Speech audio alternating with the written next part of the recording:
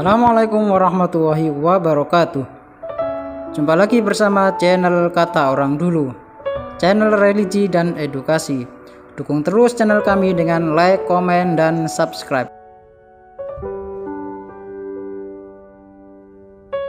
Pemikiran Kiai Haji Hasyim Asy'ari dalam aspek kebangsaan. Meski bersikap moderat terhadap pendidikan, namun tidak dalam politik, Kiai Hasyim dikenal memiliki sikap yang kurang manis terhadap penjajah Belanda. Sikap ini diambil sebagai bentuk perlawanan. Bahkan suatu saat pihak Belanda membujuk akan menganugerahkan bintang jasa yang terbuat dari perak dan emas, tapi ditolaknya. Saat masa revolusi, Belanda mempropagandakan biaya haji. Dengan keras Kiai Hasyim menentang hal itu. Beliau memfatwakan bahwa pergi haji dengan menggunakan kapal Belanda hukumnya haram. Fatwa ini ditulis dengan bahasa Arab dan disiarkan oleh Kementerian Agama. Rakyat pun menyambut dengan antusias. Buktinya banyak orang yang telah daftar haji namun mengurungkan niatnya. Beliau beberapa kali melakukan protes dan menolak kebijakan yang merugikan umat Islam. Tahun 1938 Masehi menolak duduk dalam Volksraad, perwakilan rakyat bentukan Belanda. Setahun kemudian menolak ordonansi guru yang dinilai merugikan pendidikan Islam. Selain itu, beliau juga menolak pelimpahan pembagian waris dalam peradilan agama ke peradilan umum, menfatwakan haram transfusi darah bagi kepentingan serdadu, dan mempertahankan Undang-Undang Pasal 177 yang mengatur tentang misionaris. Saat mendudukan Jepang, sikap keras terhadap pemerintah pun masih kentara.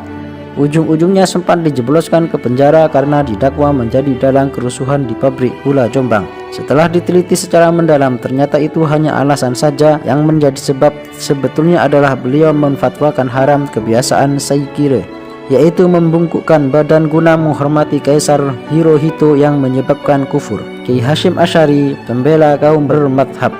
Dalam melaksanakan kehidupan beragama, pemikiran Kiai Hasyim yang mendasar adalah menggunakan sistem bermadhab. Ciri inilah yang kemudian membawa kegelisahan yang sangat mendalam di hati beliau pada tahun 1926 Masehi. Pada tahun itu di Mekah sedang terjadi prahara politik dan keagamaan. Aliran Wahabi berkuasa dan mengadakan gerakan-gerakan yang kurang menguntungkan bagi golongan bermadhab. Dengan slogan pembaruan, mereka hendak menghancurkan makam Rasulullah, makam sahabat, dan tempat-tempat penting lainnya. Isu-isu yang hangat ini menurut para ulama Indonesia bermadhab hendaknya diagendakan dalam Kongres Islam di Mekah. Namun sayang, aspirasi itu tidak dapat ditampung oleh utusan dari Indonesia karena didominasi oleh kalangan modernis. Karena usulan di atas ditolak, maka para kiai membuat wadah Komite Hijaz. Komite inilah yang kemudian menjadi kendaraan untuk mengusulkan akan adanya rekomendasi kebebasan bermadhab, pembatalan penghancuran makam Nabi, dan perkara-perkara urgen lainnya.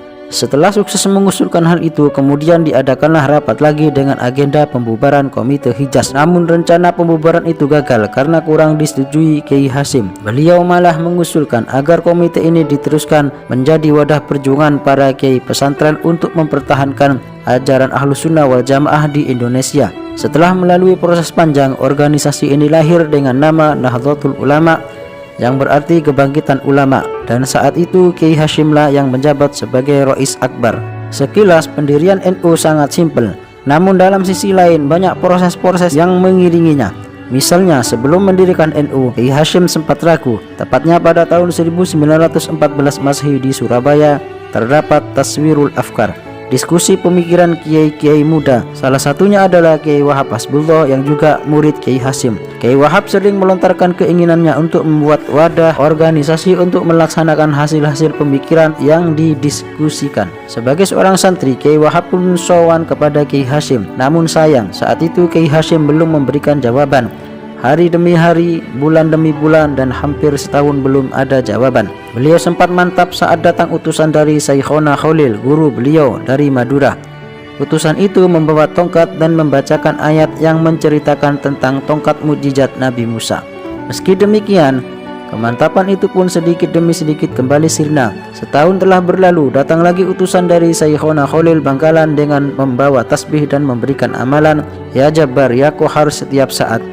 Pesan ini semakin membuat mantap Kiai Hasyim untuk mendirikan Jam'iyah. Namun sayang, saat gurunya kapundhut, Jam'iyah ini belum juga lahir. Baru setahun kemudian organisasi ini lahir dengan nama Nahdlatul Ulama pada tanggal 31 Januari 1926.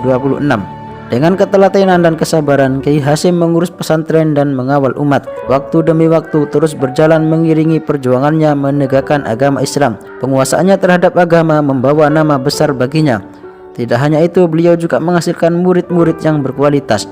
Sebut saja Kiai Wahab Hasbullah, Kiai Bishri Sansuri, Kiai Maksum, Kiai As'ad Syamsul Arifin, dan masih banyak lagi. Pembela kaum bermadhab ini wafat pada pukul 3:45 dini hari tanggal 7 Ramadan 1366 Hijriah atau 25 Juli 1947 Masehi dalam usia 79 tahun.